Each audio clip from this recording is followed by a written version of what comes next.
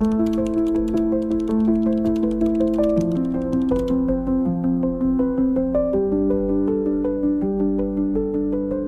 foi o único discípulo, apóstolo, que faz o caminho da cruz por inteiro. Olha lá, ele amava, o discípulo amava. E aonde estava a grande chaga de Jesus, grande sofrimento, era aquele percurso para o Calvário. E ele presente, permaneceu. Se vocês se remeterem agora a fatos históricos, ou mesmo a questão de teologia, ou mesmo na Bíblia, vai perceber que não se encontra em momento algum outro apóstolo que acompanhou por inteiro o caminho ao Calvário. Não encontra, e ele estava. Então quer dizer, ele não era, falando um pouquinho de temperamento, né, que vocês gostam desse assunto também, ele não era aquele que abandonava com facilidade, né? Ele não era convencido pelas alegrias, pelas dores demais, ele não era convencido. Ele não tinha problema em falar não, porque talvez ele tivesse que falar não para continuar ali. Ele não tinha problema de indisposição.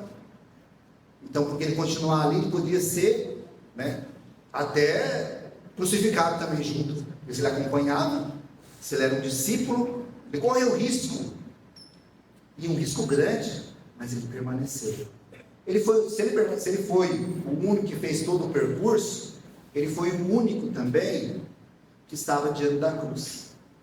E aqui é um momento forte. Aqui eu vou dar um destaque nesse momento diante da cruz, porque ele era um discípulo amado, ele amou Jesus, né? E ele, para permanecer e ficar na cruz, foi de uma dificuldade tremenda, porque o amado estava ali sofrendo.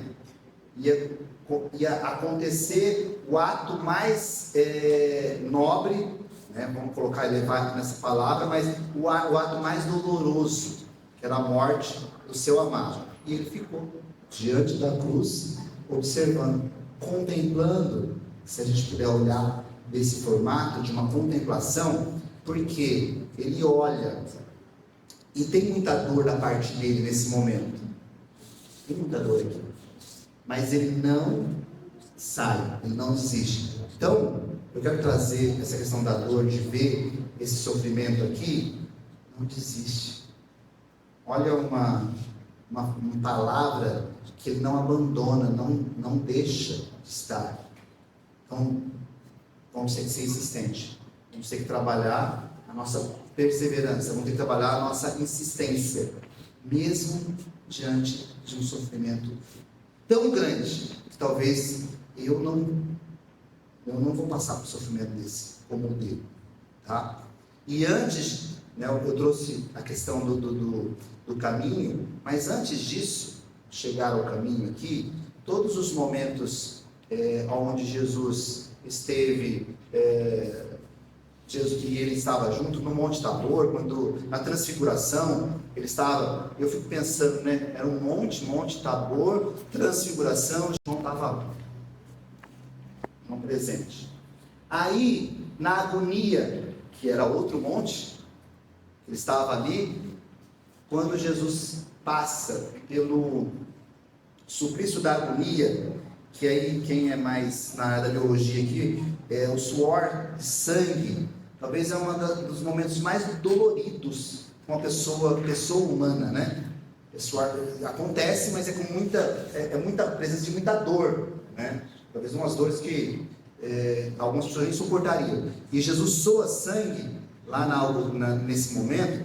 João estava lá também, João presente, desde o momento quando ele se apresentou glorioso na transfiguração, e aqui na agonia, e depois no Monte Calvário, que aí foi na crucificação, que aí foi esse momento que eu já relatei, que ele acompanhou. Então João presente, João, ele era fiel, ele não deixava de estar, e esse amor dele foi nascendo por presença, mas assim, ele ia percebendo que tinha algo que ele estava recebendo também, e que era próprio dele. E aí eu vou dar um exemplo que isso aconteceu com ele. Com ele.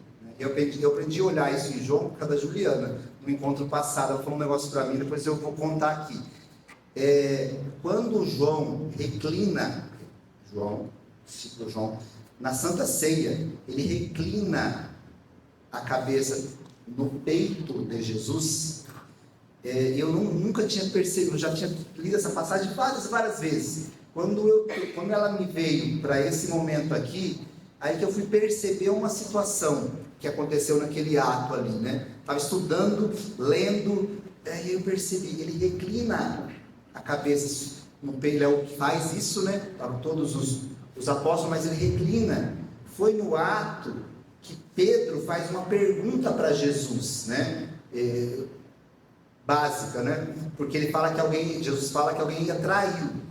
E Pedro pergunta, quem será? Porque Pedro, né? Tudo expansivo. Quem vai trair? Quero saber já, né? Faz a pergunta dessa forma. E Jesus não responde a Pedro.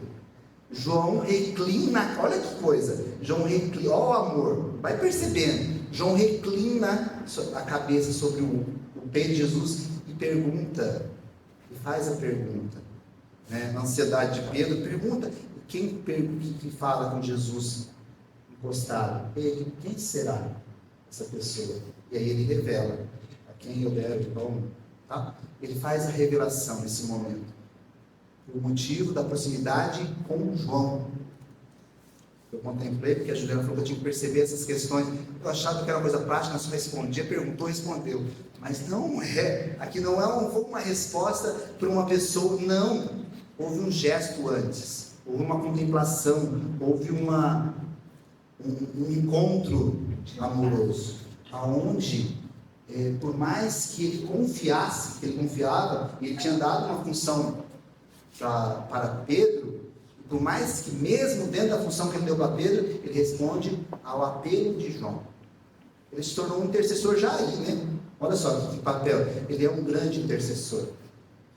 Então, ele chega nesse caminho do Calvário, Jesus faz a sua entrega, todo mundo sabe aqui, e João, ele recebe ainda para contemplar, para elevar, ele herda a mãe de Deus. Olha só, foi ele herda a família, ele é o herdeiro da família, quem gerou Jesus, foi a mãe, ele recebe, é dado para ele, tá? Foi por acaso isso? Porque ele fez o caminho? Foi por um gesto totalmente voluntário de Jesus? Foi pensado, né? Se fosse um Luciano tentando explicar isso no formato, né, calculado, usando só a razão, usando ali, buscando a inteligência, sem buscar a inspiração, só buscando a razão, da forma racional. Qual foi o apelo ali? Por que essa decisão? É uma decisão amorosa. É uma decisão propriamente sem anexo. Né? Tanto é que alguns escritores dizem o seguinte, tinha que ser com João, porque João era puro, ele tinha pureza. João não casou. Se vocês pegarem os outros discípulos, alguns largaram suas esposas e tudo mais. João não. Então, era a mãe de Deus, mas de um homem, de uma pessoa humana pura, né? Porque era essa a formação, recebendo um filho puro. Que recebe Maria, ela recebe um filho na pureza. Aqui tem naquele livro Teologia do Corpo, né, de São João Paulo II, que fala um pouquinho da pureza, e ele diz assim, né, que a pureza, Carol Wojtyla diz o seguinte, que a pureza é uma capacidade, na antropologia e na ética, ela no sentido de uma virtude, né? Ela traz para nós como virtude, e João realizou, ele fez isso na vida. E por isso que, claro, numa concepção mais calculada do Luciano, né? Ou de alguém que também faz isso.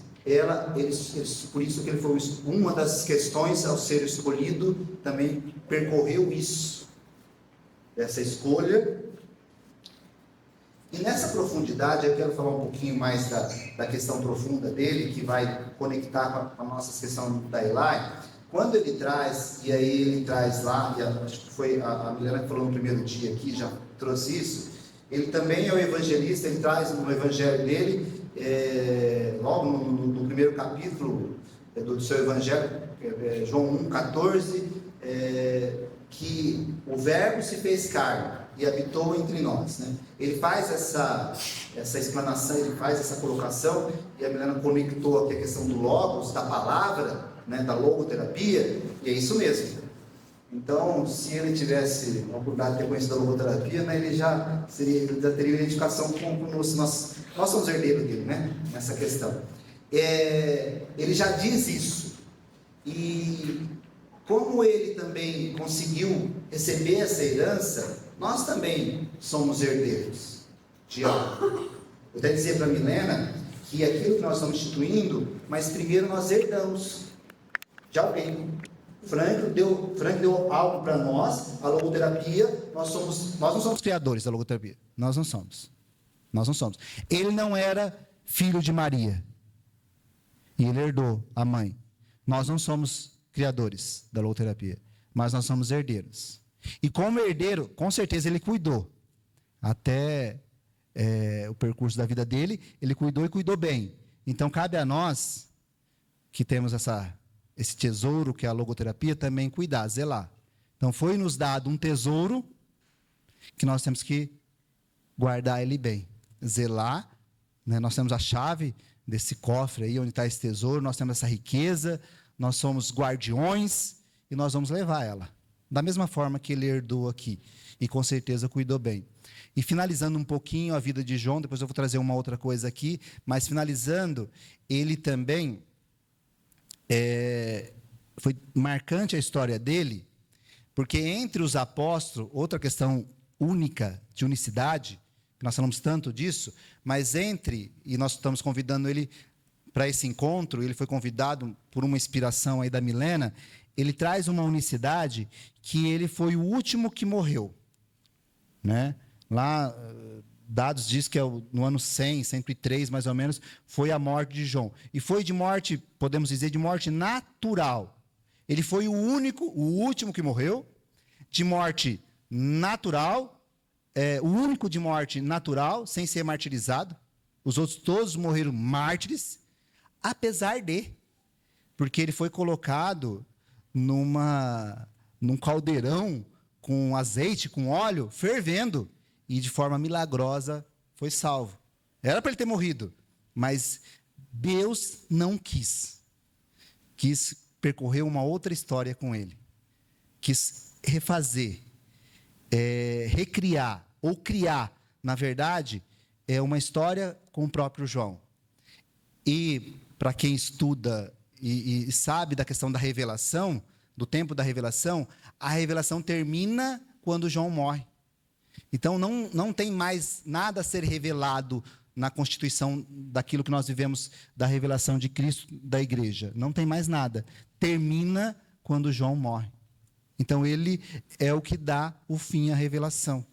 Porque aí depois é herdado a história dos apóstolos, aí em outro momento a gente pode aprofundar nisso. Mas olha que coisa que marca a vida dele. Então esse foi João, que está sendo trazido aqui com essas realidades de perseverança, fidelidade, pertença, amor. Quanta coisa ele soube contemplar, né? Vou trazer mais uma contemplação dele, que só ele escreveu isso, né? É o único dele. Ele, no momento, porque ele estava na cruz, né? Os outros não estavam, ele pôde relatar isso com precisão, porque ele foi aquele que viveu, aquele que tocou, aquele que testemunhou, né? Ele, como pessoa, ele teve presente, né? E eu gosto dessa questão quando fala isso, de testemunhar, estando presente. E ele tem uma vida que eu posso contar, que eu estou relatando, que ele viveu, né? Eu aprendi isso com Franklin também, quando ele diz o seguinte, na questão de Tem pessoas que pode escrever livros, contar histórias, fazer grandes feitos na literatura, mas o mais importante é aquela pessoa que tem uma história a ser contada, um livro a ser escrito, com o que viveu. E nós podemos conectar isso com a grande simplicidade da vida dele, mas ele soube fazer isso. Tá? E no momento da cruz, ele, está no evangelho dele, que quando Jesus é perfurado, jorrou sangue e água. É ele que relata isso. O som voltou? Ele vai trocar.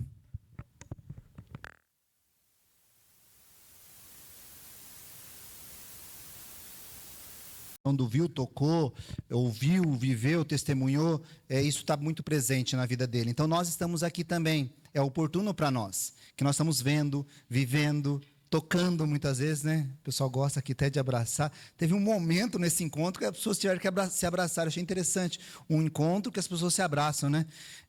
Isso é nobre, né? Eu, quando comecei minha caminhada na primeira vez que eu fui num grupo de oração, né?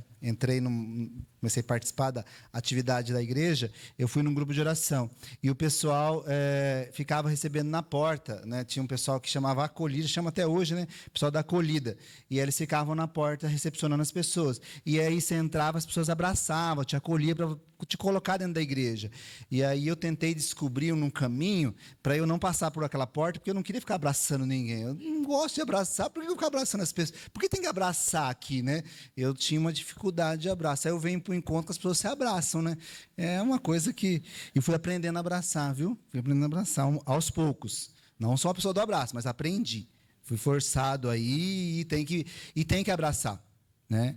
Eu acho que ontem teve um momento forte, e o abraço, ele transmite muita coisa, né? Então tem que ter o toque, né? E João tocou. Ele reinclinou sua cabeça no peito de Jesus.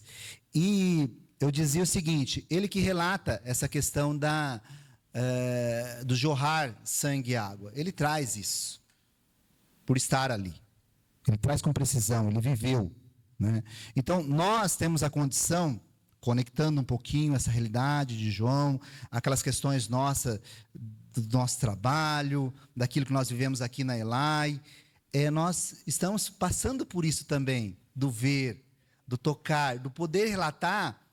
Olha que gesto, só ele pôde falar, porque ele estava na cruz, porque ele foi, ele tinha uma pertença tão alta, ele participou tanto, ele foi tão presente, que ele foi único.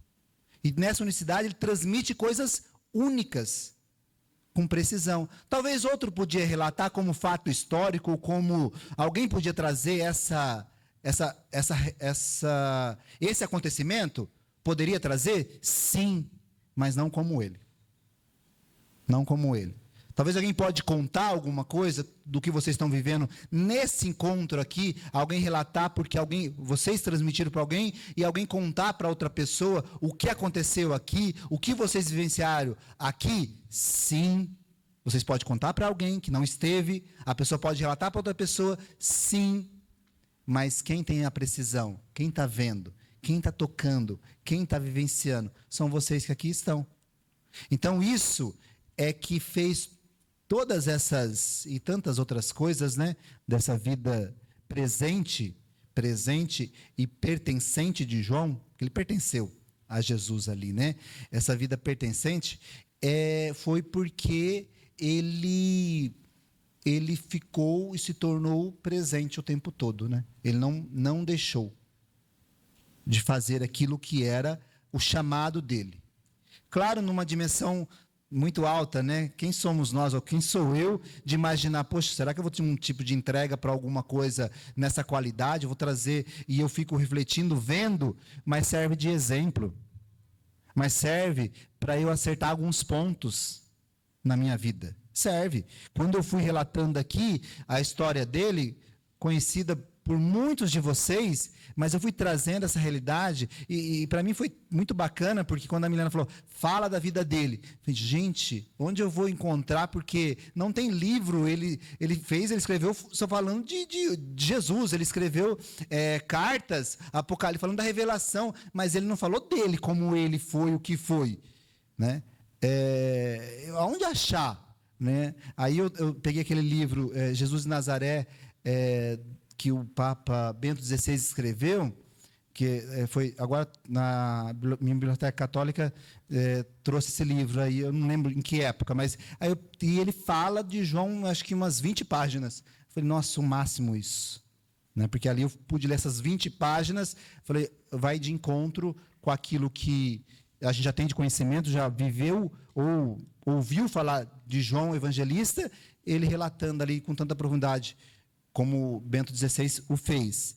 E é nessa grande vida de João, trazendo para aquilo que é próprio nosso também, né? E aí eu tentei pegar algumas questões que é para a nossa instituição, como nós vamos aos poucos instituir, olhando, já que foi uma inspiração, né, ter trazido essa vida, né, e trazer para a nossa realidade, como nós vamos fazer, como eu vou aprender com isso? Quais são os pontos que eu tenho que observar e trazer isso para a nossa realidade? Né? Porque ele teve uma participação tão alta, porque esteve presente ali na vida de Jesus, e eu como que vou ser presente, participar? Qual que vai ser o nível da minha entrega? Né? Ao ponto de, ele foi o primeiro discípulo, né? Uma coisa única dele também, a chegar ao túmulo vazio. Ele foi o primeiro. Ele não entrou. Aí ele, por obediência, né, respeitar a pessoa mais velha, que Pedro, né, nesse caminho, ele pediu para Pedro entrar, mas ele chegou primeiro. Ele foi o primeiro. Então, ele que mais amou, né? Aqui prova. Quem ama, chega rápido, responde rápido. Quem ama não fica pensando, não fica perguntando por quê. Responde, estou. Ele estava, correu, chegou. Quem ama é leve, né? O amor de João prova para nós a leveza. Tem velocidade, quer ver, quer saber. E nesse momento do túmulo, voltando ao túmulo, ele pôde contemplar, sabendo que Jesus não estava ali, mas ele creu, ele teve uma crença, porque ele não viu, mas ele acreditou. Então ele trouxe a crença dele, sem ver. Muitas vezes nós não vamos ver. Ontem, a atividade que nós fizemos lá, de mim falou muito, né? Foi pintar aqueles papeizinhos ali, eu nunca tinha pintado na minha vida, a Juliana faz a gente fazer umas coisas, né, Ju? Obrigado por você ter feito isso comigo. Muito obrigado. Porque eu nunca tinha feito. Aí eu tinha que colocar, eu nem sabia se eu estava colocando no lugar certo, né, na hora que eu não enxergava, e ficava imaginando um monte de coisinhas ali, tá? Mas naquela atividade, e reportada ao papel, trouxe muita realidade. Nossa, muita. Mas como ver essa realidade pintada? A gente vai ver uma realidade que a gente pintou e a gente vai ver puramente alguma coisa escrita? Não. Aí nós aprendemos aqui, né? A gente contempla. E aí vai nascendo aquilo que é próprio. Aí vai mostrando. Para mim mostrou como eu sou, né? Como eu vejo. Ali foi me mostrando. Aí a Luciana pega e me chama para ir falar. Não queria falar mais de jeito nenhum, mas vem. Aí convocado, né? Se eu não for, como eu vou falar de convocação, não chamar, falar não, responde, vai. E aí quando eu tinha para dizer mesmo, eu tinha. Ela não tem poder de ler, você sabe ler a mente da pessoa, não, né? Não tem essa capacidade, não tem, intuiu. E eu queria falar, mas eu precisava que ela chamasse. E ela chamou. Eu só não pedi para ela chamar mentalmente, mas ela chamou. E quando ela me convocou, e eu vou usar essa expressão convocação, porque é uma expressão nossa própria aqui, tá? São algumas palavras que nós vamos sempre estar falando, né? E quando ela me convocou, eu pude expressar sentimento daquela hora? Não, porque eu não sou uma pessoa de sentimento. Eu demoro a sentir alguma coisa, né? Demoro.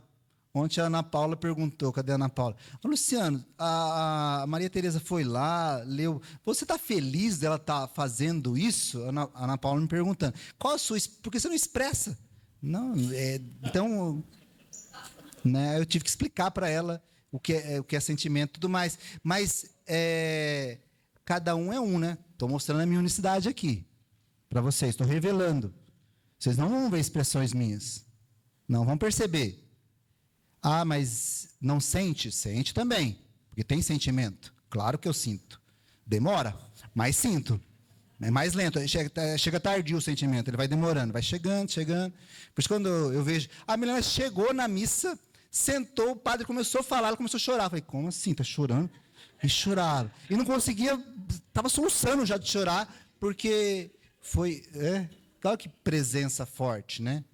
Está sentindo. Está expressando, né? Isso é belo. Para mim, ver a pessoa fazendo isso, eu acho maravilhoso, porque eu não consigo. Ah, mas você não consegue porque você não se esforça? Eu não sei. Eu não tenho a resposta para você. Talvez vocês saibam a resposta. Eu podia perguntar para vocês, que vocês que lidam com pessoas vão saber me dizer qual a resposta. Eu não sei. Eu não consigo. Mas, voltando um pouquinho... Quando eu tive a possibilidade de expressar... Vou tirar aqui um pouquinho.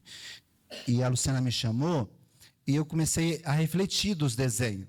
E quando o Wagner foi lá e falou, não, o Luciano tinha falado para mim da vida que eu estou, e eu coloquei isso no papel. Aí eu falei, nossa, esse negócio da atividade delas funcionou com o Wagner, funcionou comigo, será que com os outros também funcionou? Eu comecei a pensar, né? Será que funcionou da mesma forma?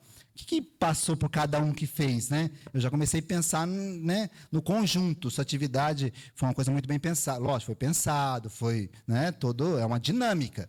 E tinha que acontecer, acho que era isso mesmo, eu não sei, elas não falaram para nós. Mas era isso que era para acontecer. E aconteceu. E como eu vou ler os meus dois papéis como o Wagner? E o Wagner foi falando e eu querendo ler os meus dois papéis como ele tinha lido. Eu falei, como que eu vou ler esses dois papéis aqui? Quero ler neles. E ali eu vi que eu fiz algo que é próprio meu. Não era outra pessoa que desenhou, que pintou. Era o Luciano fazendo. E elas foram lá e ainda tiraram da nossa mão, porque aí eu fiquei, eu não sei se vocês ficaram, mulher, né? Mulher ficou curiosa, a Maria fica curiosa, né? Eu fico pensando assim, na hora que elas tiraram o papel, porque a vontade era tirar para ver o que tinha feito, né? Porque nasce uma curiosidade. E elas tiram o papel de nós, de forma orquestrada, isso daí, tudo pensado. Só para a gente ficar esperando, vou vir um papelzinho de volta. Faz o outro. Porque se eu fico com papel, talvez eu ficar desanimado de fazer o próximo. Eu já ia desistir. Eu já ia entregar para minha vontade. Falou, Juliana, você faz para mim, eu só sopro, eu fico soprando para secar rápido. Eu sopro e você vai desenhando para mim. Né? Mas ali é uma realidade de cada um e na nossa unicidade. Estou trazendo aqui essa unicidade de João, que ele foi o primeiro que chegou. Ele tinha herdado a mãe, chega primeiro ao túmulo e crê. Quer dizer, ele continua firme, né, com uma vivência firme daquilo que ele percorreu. A vida dele não acabou porque o mestre foi embora. Ele continuou crendo. Tá? É uma fé menor no dia, quando morre, talvez era uma fé não tão forte como a de Nossa Senhora do primeiro dia, talvez não. A dele não, mas houve uma crença quando ele chega no túmulo. Nessa hora ele começa a resgatar novamente a fé. Ali ele percebe que ele estava com o amado. Né? Então nós podemos extrair algumas questões aqui, né? Desses fatos. Aqui eu termino a história de João, que eu acho, que eu percebi, o que dessa história cabe a nós. Eu trouxe alguns pontos que aí... Eu não quero elencar como os pilares da ELAI ainda, porque é um processo de construção e nós estamos ainda caminhando, mas uma coisa que eu tenho quase assim, precisão daquilo que nós vivemos aqui. Nós estamos nos encontrando, né, com os nossos amores, né? Nós estamos aqui amando as mesmas coisas, né? Odiando as mesmas coisas, que nós odiamos, o outro também não gosta. Então, nós nos encontramos por essas realizações, aquilo que nós somos, né? Então, eu acho que a nossa base se pudesse fazer um desenho estrutural, esse chão aqui esse chão é o amor. Né? Esse amor que João viveu, presente, chamado discípulo amado, é esse chão nosso aqui. Nós temos um chão, é para todos, não chega a ser um pilar, né? Mas um chão que sustenta. Nós somos sustentados por esse amor. Por isso que de tudo isso que João viveu, ele foi chamado do discípulo amado. A palavra que ficou foi essa. O título para ele foi dado, foi esse. Ele teria muitas outras versões que podia falar de João, mas começa por aí. Então eu vejo como uma base. E o levante dessa terra, quais são os pilares que podem ser alçados da terra, sustentado pela terra, por esse amor, é o sustento nosso. Quais são os pilares?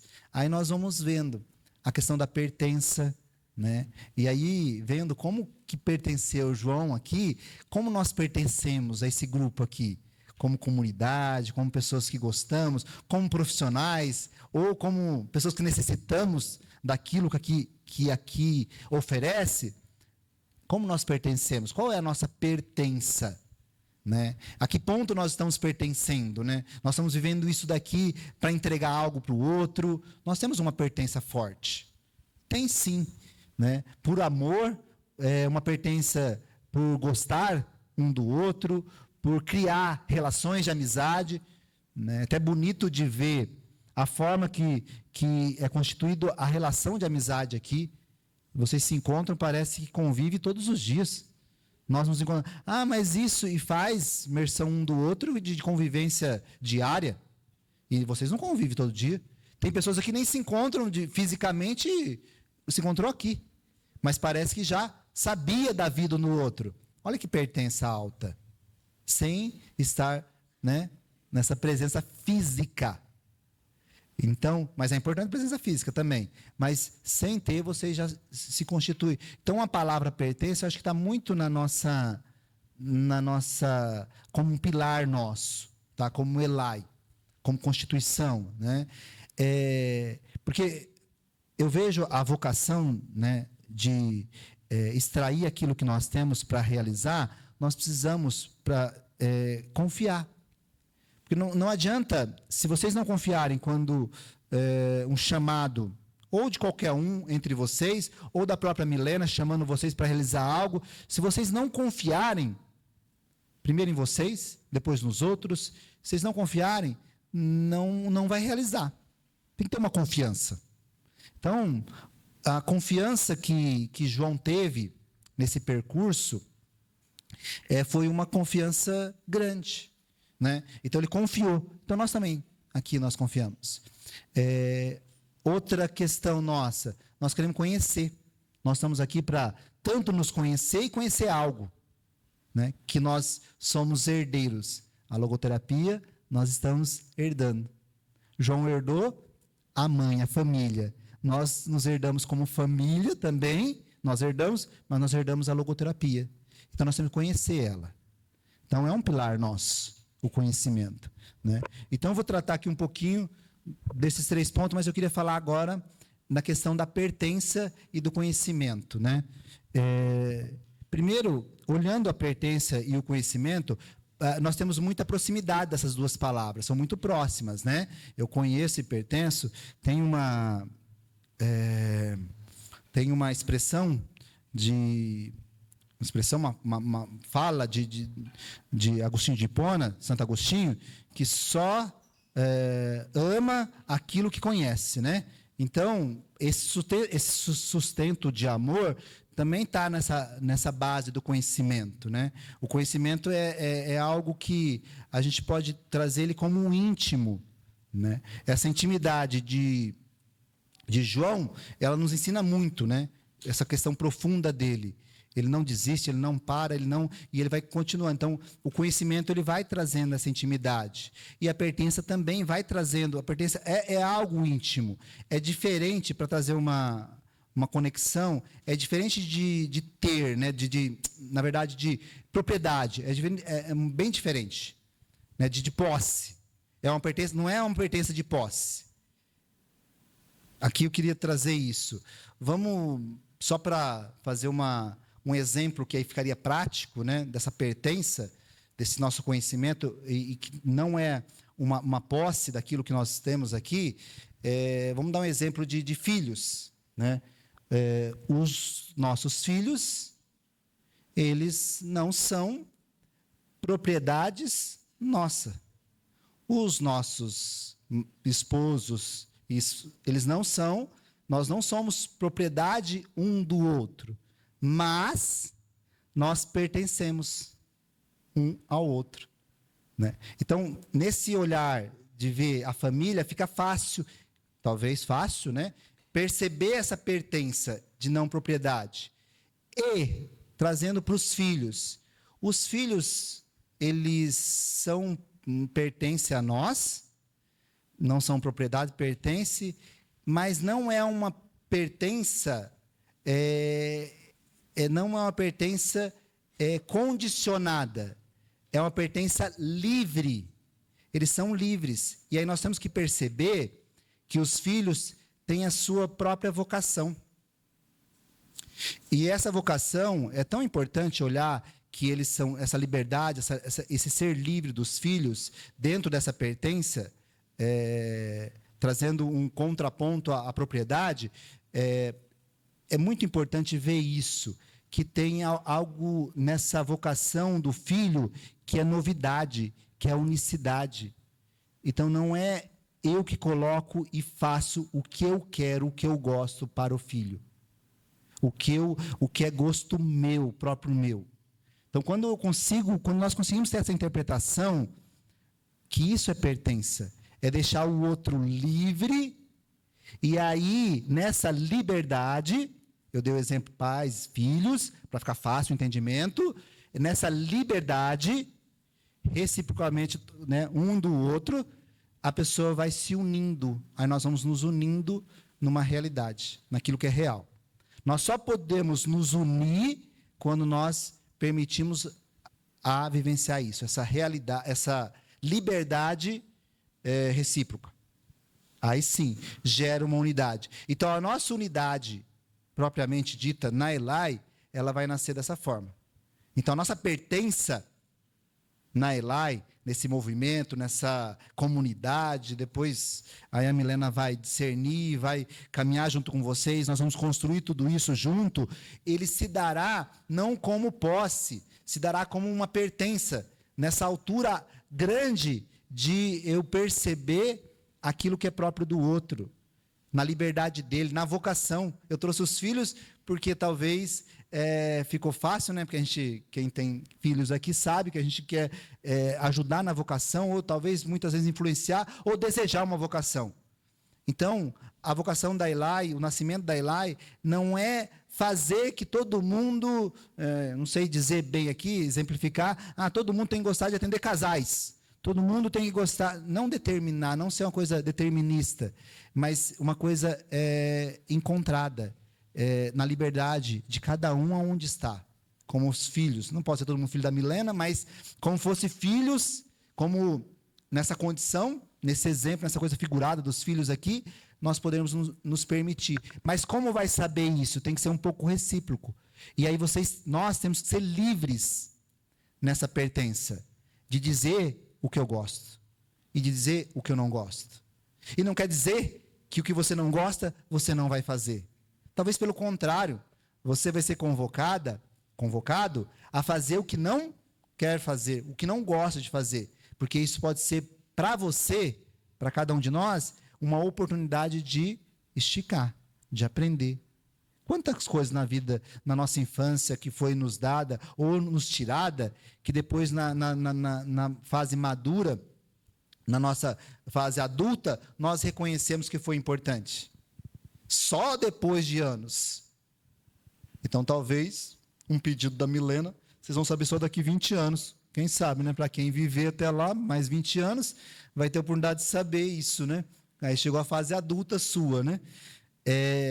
Então, essa é a base da nossa pertença, trazendo sempre essa expressão, né? E eu queria trazer também conhecimento que nos foi dado, é importante ter, porque nós somos herdeiros da logoterapia, né? Então, cada um aqui de vocês são guardiões de um conteúdo, de um conhecimento. Então, conhecimento nós temos que ter aqui na Eli. A pertença. A Eli não é propriedade nossa, nós não temos ela como posse, ninguém é dono de ninguém, nós somos livres, nós somos pertencentes a Eli, e nós aqui nessa liberdade nós vamos encontrando as nossas vocações, e não importa a idade, vocação. Talvez a gente vai encontrar a nossa vocação com 50 anos, quem está aí com 50, um pouquinho mais, encontra a sua vocação, ótimo, seja bem-vindo à sua vocação. Ah, mas eu mudei aqui. Não, encontrou, tá? Aquela busca ali da verdade é muito importante, né? A inteligência tem que alçar isso, né? Para encontrar a nossa vocação. Então, talvez demorou um pouquinho, né? E vocês encontraram. E nessa conexão, para a gente entrar aqui no encerramento, e a Milena trouxe a questão do logos, da palavra, e João traduziu isso muito bem. A palavra, o verbo que se fez carne. Esse verbo que se fez carne e habitou entre nós. Ele foi o nosso grande pastor. Ele veio no homem. Ele veio no homem, na pessoa humana. Ele se humilhou, porque ele na condição divina, ele continua divino, mas na condição divina, ele habita no homem. João que relata isso, hein? Olha só, evangelista João, que traz isso para nós. E ele habita no homem, na pessoa humana, e nessa condição, ele se prende a nós como pastor, se coloca a nós como pastor. E ele tem a missão, o Logos vai se tornando homem, ele tem uma missão de pastorear as pessoas. E ele oferece uma unidade, ele oferece a salvação. Jesus, Deus, teve essa condição. E nós, nesse Logos, nessa pertença da palavra, daquilo que nós estamos recebendo, o que nós vamos oferecer às pessoas? Né? Nós vamos nos entregar, né, nessa mesma condição que foi nos dada, nessa mesma condição que foi... eu fico olhando, né, finalizando assim essa contemplação para João, quando ele estava na cruz, ele vendo que ali existia uma entrega, uma doação, um ato de confiança, um ato amoroso naquela cruz, né? Então ele contempla isso, ele vê isso e ele relata isso depois. E nós, né? Qual vai ser a nossa entrega, o nosso ato de confiança, a nossa doação? Quando eu falo doação, entendam isso, porque sai de nós mais, não é o que só tenho para dar, uma condição de um tempo, talvez porque eu recebi um período para um trabalho que é justo, claro, mas a gente pode doar, a gente pode ir além disso. A nossa entrega tem que ter esse esforço, né? Para eu conseguir extrair essas questões de João, quanto tempo eu fiquei lendo, escutando, ouvindo, muita coisa que eu já tinha visto, eu fui repassando, fui ouvindo, fui tentando perceber, e quando chegou aqui, eu fui vendo, ele era um homem que contemplava, eu só pude perceber conforme nós fomos vivenciando esses dias aqui também. Isso, eu precisei estar aqui para poder perceber alguns traços daquilo que eu tinha estudado, que eu tinha buscado. Gastei algumas horas, sim, porque eu sou diferente de vocês com mais facilidade conseguem pegar alguma coisa e dizer, eu tenho dificuldade, eu trago de novo, vou de novo, vejo de novo, uma terceira, quarta vez, aí quando eu vou falar, eu fecho os olhos um monte de tempo para me tentar lembrar o que eu vi, né? Vou fechando, na hora que eu fecho, eu estou tentando lembrar onde que estava isso, o que estava, por quê? Cada um de uma forma, né? Cada um de um jeito, cada um é um, perfeito.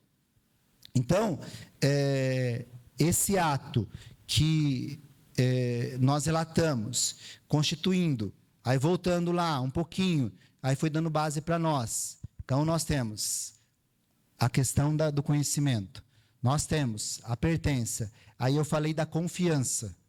Aí na confiança, nós temos que ser confiáveis. Só que, talvez, nós estamos vivendo uma cultura, uma sociedade, não sei se eu posso dizer isso, mas aonde prega-se muito o individualismo, a questão de faça você, seja o melhor, não confie nos outros, se você puder, sei lá, passar na frente, passe, não dê oportunidades, não deixe o outro porque o outro vai te fazer mal. Sabe essas questões que estão sendo colocadas, que vocês, talvez, estou repetindo coisas que vocês cansam de ouvir, né? Há uma disputa muito alta, do homem com a mulher, da questão de gênero, questão de espaço, de cor, e disputando quem ganha, quem tem que ter mais, né? E criando uma ideologia e tirando a essência da própria pessoa humana, né? Da nossa descoberta como pessoa humana, que eu estou para o outro. Tirando isso. Então eu nasci para confiar. Eu fui gerado num ato de confiança. Você não quis ter sua vida, você não desejou sua vida, foi lhe dada. Alguém confiou, alguém gerou, alguém cuidou, sem você fazer esforço nenhum. E por que não confiar? Colocar aí nossos conhecimentos, nossas práticas, tudo em cálculo de questionamento, de objeção e desconfiar. Partir do critério da desconfiança. Não. Nós aqui na ELAI, nós temos que partir e aprender a partir do critério da confiança. Quem vai fazer perder a confiança? A própria pessoa, não é você. Ah, estou desconfiando. Não. Deixa a pessoa, ela pode ser, que ela faça o caminho da desconfiança. Mas nós, como movimento, como comunidade, nós vamos trazer a pessoa para cá. É um pilar nosso, a confiança. Só vai ser sustentado por esse amor se tiver confiança. Não ama. Temos que conhecer para amar. Então não cria. Não gera. Né? Então, 3 pontos fortes. Pertença, que vocês já compreenderam isso, essa questão do conhecimento, da confiança, que João nos ensinou lá há 2000 anos atrás. E nós podemos vivenciar aqui, fazendo isso com a base de que foi falado muito, foi bem dito aqui por algumas pessoas, né?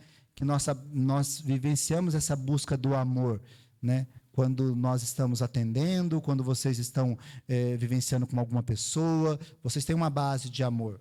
Então, vamos trazer nessa base do amor, elencar esses pilares, porque nós vamos instituir isso. Isso que vai ser a nota, daqui a pouco, qual é a nossa, revelando as nossas missões, como nós estamos juntos, quando as pessoas se encontram, vão perceber isso em nós, ou nos encontram, vão saber isso de nós, que nós pertencemos a um grupo assim, e fazer isso acontecer, né? Então, termino dizendo para vocês assim, continue dando o que vocês estão fazendo de entrega. Eu sou muito grato a esse trabalho. Hoje eu reconheço muito, porque eu vejo uma entrega, né, de vocês e a contribuição que vocês têm para o mundo. Quando vocês estão entregando uma para a outra, aqui um para o outro, vocês estão entregando isso para o mundo, né? E de modo particular, na minha casa, eu sou o que mais recebo isso. A entrega de vocês, eu tenho recebido isso. De ver a Milena levantando sem força, resgatando cada dia o percorrer da vida dela, superando questões físicas, questões da vida própria dela, ordinária, para estar com vocês, né? Então, nós recebemos mais.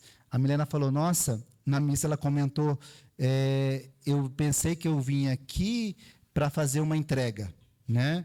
Eu vim aqui e eu estou mais recebendo. E é isso, eu recebo muito, né, de ter vocês ativamente participando daquilo que está sendo gerado aqui, né? Sem medida de esforços, de horário, né? Quantas vezes é cancelado lá uma atividade, porque a Milena não está bem, não consegue, e vocês compreendem. Não compreendem porque de compreensão, mas é assim mesmo. De compreensão de uma forma de instinto. Compreende porque tem esses pilares, porque ama, porque confia, sabe que vai ter algo lá na frente, porque pertence. Por isso compreende. Aí as outras coisas são tudo anexo.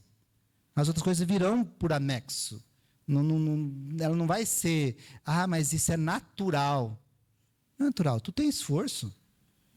Para cada um de vocês estarem aqui, o que vocês deixaram para trás? Quantas coisas vocês abandonaram? Estão aqui. E existiu um grande esforço. E nesse esforço, nós vamos constituindo uma ordem. É esse o nosso desejo. Ordenar, instituir, criar ao espelho desse nosso convidado para o encontro de João, né? Ele foi morrer lá numa idade já avançada, teve uma entrega, a vida dele foi toda entregue, e nós também podemos fazer a nossa vida toda entregue. Dentro daquilo nós temos de ordinário também. Não é entregar aquilo e abandonar as coisas que nós temos. Não. Nós temos um ofício, nós temos uma vocação, nós temos um chamado, nós temos as nossas realizações, e nós temos que não ser responsável. Porque talvez eu ia trazer a palavra responsabilidade aqui, dentro desses pilares, mas eu não trouxe ainda, porque primeiro vamos trabalhar a questão do que é próprio nosso, de ficar. Porque quando a gente confia e quando a gente pertence, a responsabilidade ela vai chegando. Ela se aproxima. Nós vamos ser responsáveis naquilo que nós nos comprometemos. Então, é isso. Tá? Muito obrigado pela atenção e até daqui a pouco. Tá?